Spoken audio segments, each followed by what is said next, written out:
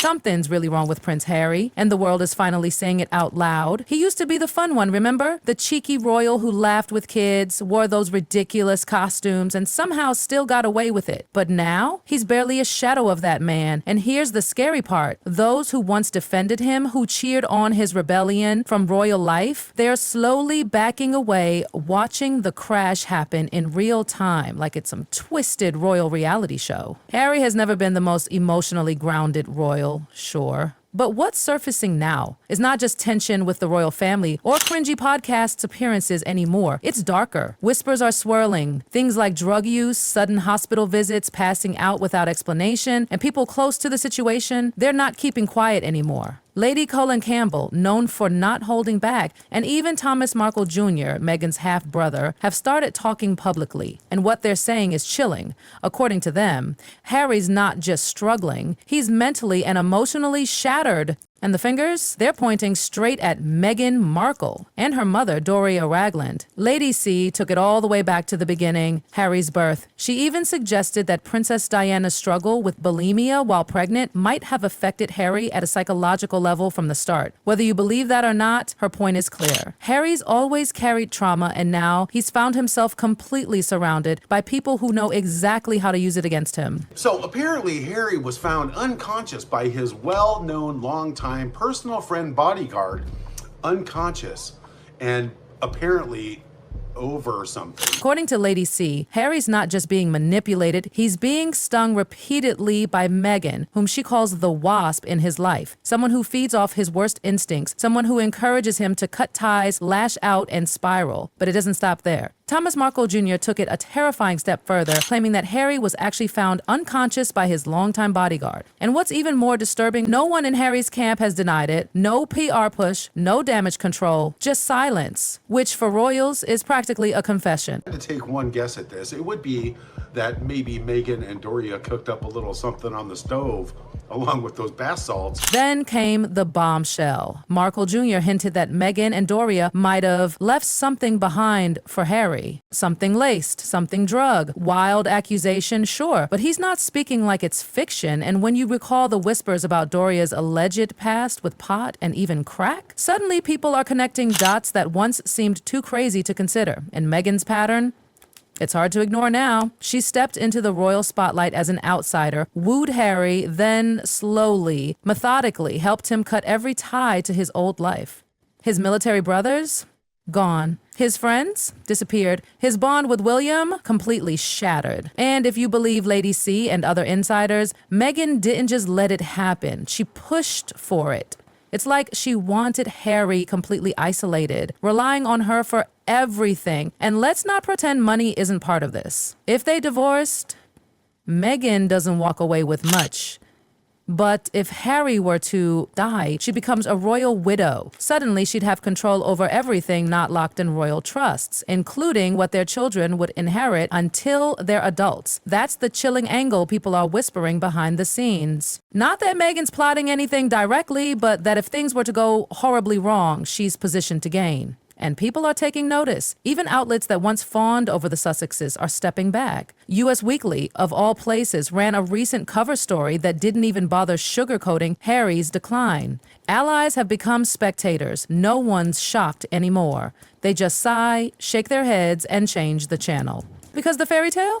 It's over. What's left is a heartbreakingly public collapse. Once upon a time, Harry was the golden rebel, the charming rogue, the war veteran who smiled at kids, danced in Africa, and reminded everyone that not all royals were cold statues. But now, people talk about him like a warning, not a hero. They're not just disappointed, they're worried. Not sweetly concerned, but morbidly fascinated. Like watching a car crash you can't look away from. Every appearance lately has that same unsettling energy. His eyes, hollow. His speeches, robotic. Like he's been told what to say, when to smile, and how long to pretend he's okay. That German military video, the China speech, he was physically there, sure. But the real Harry? Nowhere to be found. Even his fiercest defenders online, the ones who used to scream that Harry and Meghan were brave rebels fighting for love and freedom, they're disappearing. Or worse, they've started turning on him too. Because it's not just the PR mess anymore. It's the total collapse of everything Harry and Meghan tried to brand. Their love story, their escape, their image, and Netflix? The very platform that once gave them millions? They're done pretending. Behind the scenes, insiders say what many suspected. The Sussexes didn't deliver. Their first docuseries got views, sure, but after that, crickets. And now Netflix co-CEO Ted Sarandos, who championed the couple, is reportedly under fire for the whole deal. Meanwhile, King Charles just made a power move of his own, teaming up with Idris Elba for a Netflix documentary celebrating 50 years of the Prince's trust. That wasn't just a win, it was a message. We're still here, we're still respected. We didn't need to run away to matter. And Meghan? She wanted to replace William and Kate on the world stage, but now she's booking the moms of celebrities, not the celebrities themselves. And now Doria Ragland, Meghan's mother, is suddenly under a whole new kind of spotlight. Remember when she was painted as Meghan's peaceful anchor, a calm, grounded, a breath of fresh air in all the royal noise? That image is unraveling fast, because now people aren't seeing Doria as some supportive mother.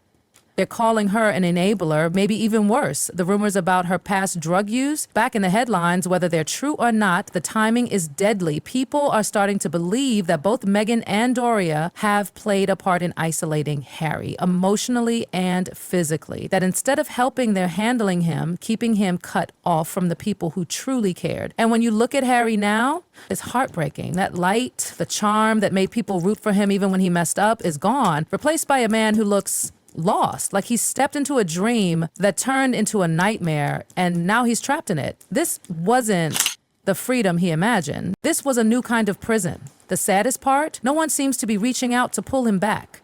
Meghan didn't just help him burn bridges, she made sure there was no way back across. Harry's family, his own blood, is now seen as the villains in the narrative Meghan crafted. But here's the twist. That story stopped working. People stopped buying it. Sympathy turned to skepticism. The world watched Harry aim his arrows at the only people who'd ever protected him, and it didn't feel brave. It felt like betrayal.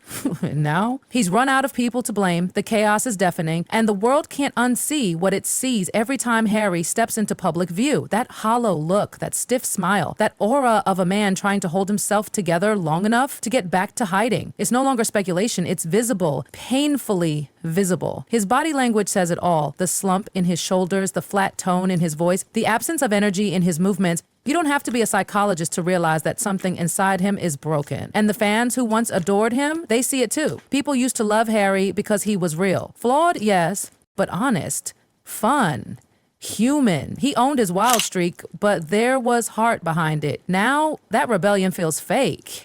Like it was never his idea at all. Like he was pushed into this whole freedom narrative by someone who needed his name more than they cared about his soul.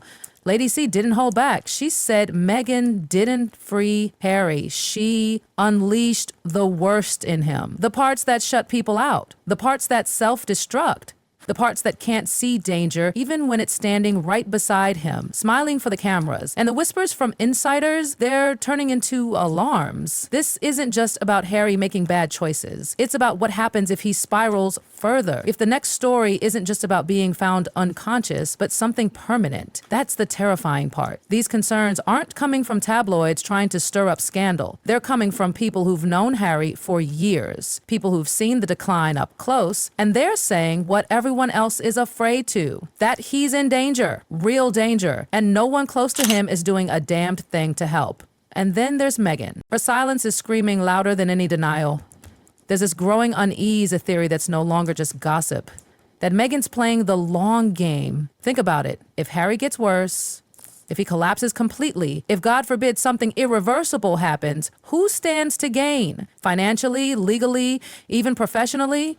Meghan does. Again, no one's accusing her directly, but the math isn't hard to do. She's legally entitled to a lot if Harry's gone. And right now, as Harry falls apart publicly, Meghan's out here looking polished, untouched, posing for photos, flashing that perfect PR smile. She's doing fine. Too fine. And even the press that once painted her as this misunderstood heroine, they're done defending her. The headlines have changed. The tone has changed. This isn't about love conquering hate anymore. This is about manipulation, destruction, and loss. The story is shifting, and it's not pretty. From royal fairy tale to psychological tragedy, from brave escape to public entrapment, Meghan and Harry's narrative has collapsed in on itself. And while Meghan might already be plotting her next move, maybe another podcast, a new Netflix idea or a ghostwritten book, it won't change what people see every time Harry walks into a room. A man who's been broken. And the scariest part, he doesn't even seem to realize it. He's not fighting anymore. He's not even trying to push back. He just looks defeated. Like the war he thought he was waging against the monarchy ended up being a war against himself, and he lost.